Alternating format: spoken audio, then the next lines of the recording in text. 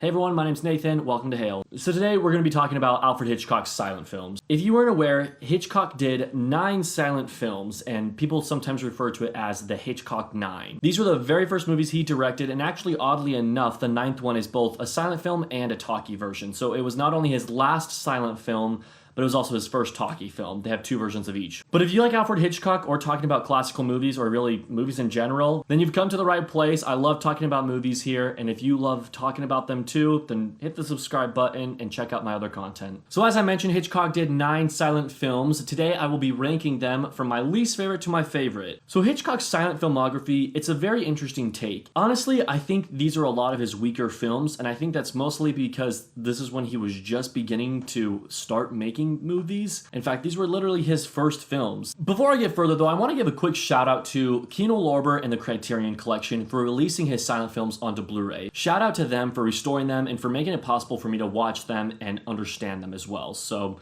thank you very much to those studios. So coming in at number 9, I have Easy Virtue. Easy Virtue is a movie about a woman who goes through a nasty divorce, and so she tries to run away from that life, start a new life, and of course, when she runs away, she falls in love once again. But when she falls in love for the second time, she takes the risk of her new family figuring out about her troubled past. This movie was very boring. I'm not gonna lie. I believe there is a Blu-ray release for this one, but I don't own it. I actually watched it on YouTube, and the quality wasn't amazing, but it was doable. It's a silent film, so I don't really need to hear them speaking. I mostly just need to see what's going on and be able to read the title cards. But for as short as the movie is, I was so bored.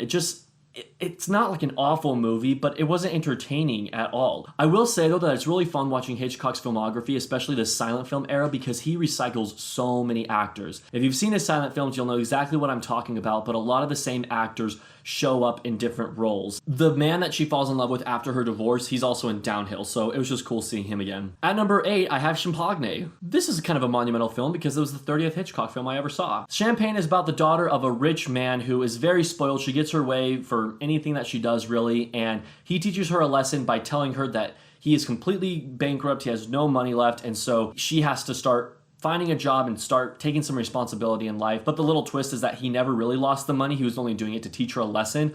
So it's kind of a cute plot, but to me, this movie just belongs on the same exact tier as Easy Virtue, where it's not a bad film, but it's just boring. It's one of the few films that Alfred Hitchcock made that was going for the comedic genre, and at that, it's not very funny. I think there were 2 scenes that I laughed in, but everything else was just kind of silly, and I was bored with it. I just wanted it to end. But I will say that Hitchcock definitely does some cool things with the camera in this movie. He really puts you in that first-person perspective. There's one scene where the main actress comes in to kiss her father on the lips, and she comes right up to the camera, and then it switches perspectives, and it changes into her perspective, and the camera suddenly right up to the father's face, as if they had just shared a kiss.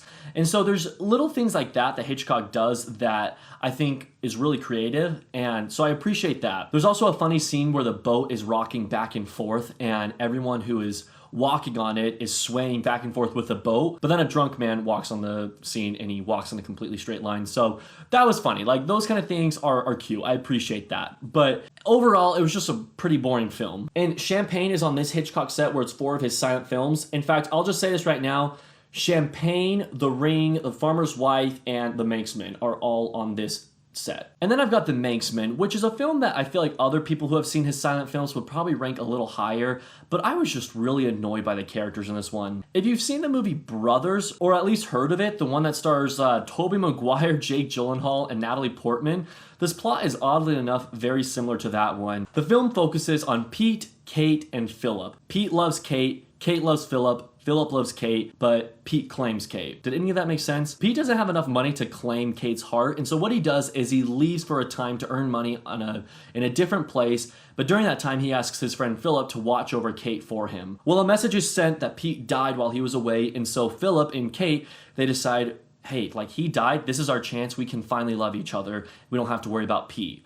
Turns out Pete never died. He comes home, and then there's an elephant in the room the entire movie where Philip and Kate still love each other, but Pete doesn't know that they love each other, and Pete is honestly the most oblivious character I've ever seen in a Hitchcock film. Literally every scene he's in, he just has this really stupid smile that makes me want to punch him in the face. There's the one scene where Kate is about to come out and tell him that she's in love with Philip, and then he's like, "You're pregnant? Wow!" Of course he doesn't say that because it's a silent film, but his stupid smiling face bothered me so much. And also, half the movie's problems would be taken care of if Kate was just a little smarter with the decisions she made. But I guess you could say that about any movie. Number 6, I have The Ring, which also stars Carl Brizan, who played Pete in The Manxman. The Ring wasn't awful. In fact, I like Carl Brizan a lot more in this movie. His character wasn't nearly as oblivious and tempting to punch in the face, but he still was pretty oblivious. The plot of The Ring is there's a girl who calls you, and if you get the phone call 7 days later, she comes to you and she murders you. I'm just kidding. That's definitely the horror movie Ring. Gotcha. But it takes place with a man named Jack. He's nicknamed One Round Jack because he works at a carnival where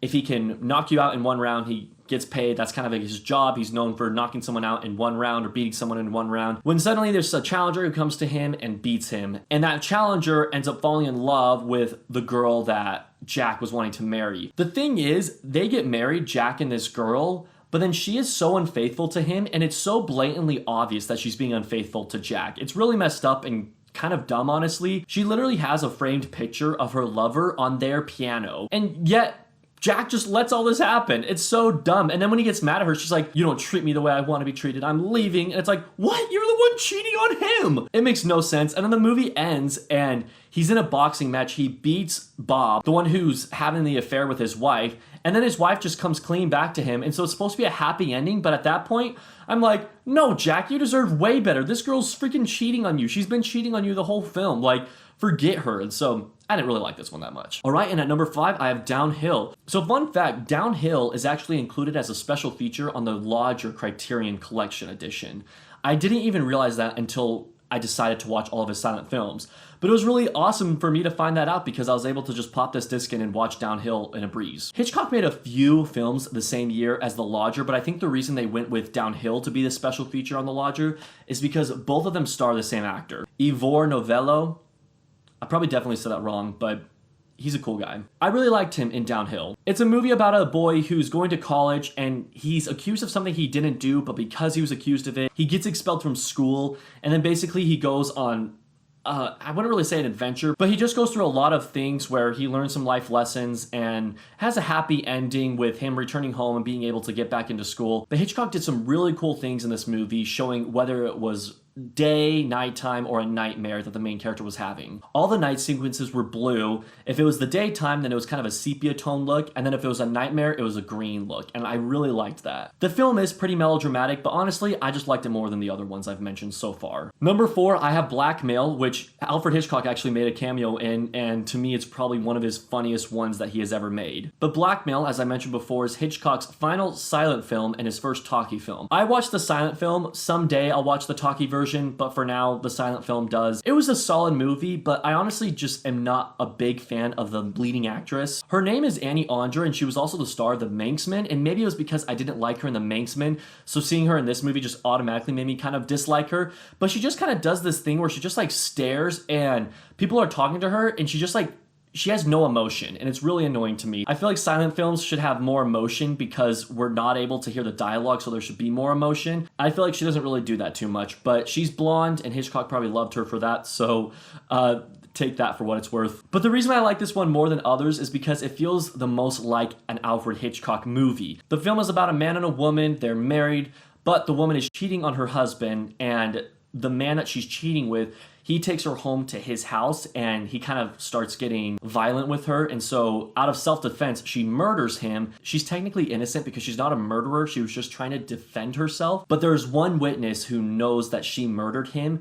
And so he blackmails them to do whatever he wants them to do. That sounds like a very scary plot, but he doesn't require them to do much. It's just not a very threatening film. At least it wasn't as threatening as I imagined it would have been, but it was still enjoyable. And like I said, it actually felt like a Hitchcock film. Coming in at number 3, I have The Pleasure Garden, which was Alfred Hitchcock's first film he ever directed. So that's really exciting. And although it was his first film, I honestly think it felt like a Hitchcock film. At least the ending did. If you've seen the movie The Artist, it won Best Picture in 2011, this plot is kind of similar, where there's a famous person and she gets to know someone who's not very famous. She brings her under her wing and lets her stay at her apartment and introduces her to the studio and whatnot. And then that girl who wasn't famous becomes famous and kind of forgets the girl that introduced her to all of this in the first place. It has similar themes to The Artist. I know it's not exactly the same, but it just reminded me of it. And then there's a haunting ending where a man is literally attacked by a ghost, which I thought was just really cool and creepy to see on screen. And it kind of came out of nowhere too. It was pretty unexpected, but it was cool that it was on there. That was what felt like a Hitchcock film to me. Other than that, it wasn't super Hitchcockian. However, I think I just appreciated this one more than the others because it was his first movie. So it's cool to see it and see where it all began. I'm not sure if this one has a Blu-ray release, but I do know that it's on YouTube, so that's where I watched it. Just check it out there. Number 2 goes to The Farmer's Wife, which I've looked at a few rankings, and this one's pretty low ranked on a lot of people's lists. I liked it. I mean, I didn't love it. It's like a 7 out of 10 movie to me, but I just enjoyed it more than all the other ones I watched. The film opens with a farmer. He's gathered with his wife and family, and she is on her deathbed, but her dying wish is that he marries another woman once she's gone. So the whole film is about him trying to find a girl that will marry him, a bachelorette that will marry him because now he has no wife. I'm going to spoil it, sorry if I do. All the 4 girls, they deny him. It puts a lot of comedy into the film with him being constantly denied or rejected. But then the film has a very happy ending when he realizes that the girl he loved all along was his maid. And it's just a very touching ending. It was one that actually touched me, whereas a lot of his other silent films have just kind of been exactly that, just a silent film. They haven't really resonated with me. The Farmer's Wife resonated with me, and I enjoyed it. I actually laughed really hard in one scene as well. There's one girl he asks to marry him, and she says no because he's too old for her, and then he shoots back at her and says that she's overweight, and she has this fit, and it's so overly acted that it is hilarious to watch. But coming in at number 1 has to be The Lodger. This is the only Hitchcock silent film that I have seen 2 times. It was released by the Criterion Collection, as you can see, but it also just feels really Hitchcockian. In interviews, specifically with Francois Truffaut, Hitchcock has claimed this movie to be his first true Hitchcock film. This one really does have suspense. It has that Hitchcock theme to it where it's kind of a haunting, scary story, but there's also some romance tied into it, and there's definitely some suspenseful scenes.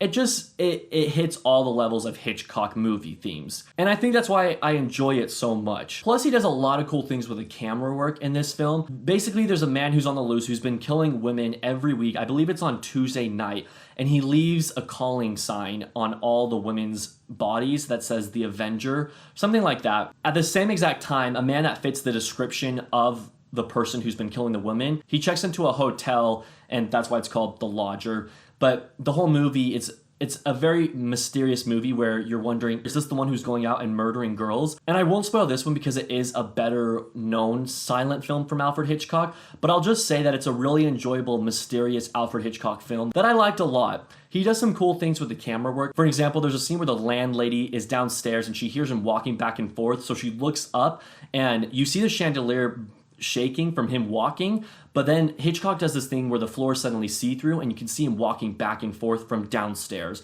So it looks really cool. But overall, The Lodger is a really enjoyable film and has got to be my favorite silent film from him. Guys, thank you so much for watching. Make sure to comment below on what your favorite silent films from Hitchcock are. Yeah, hope you guys have a great day.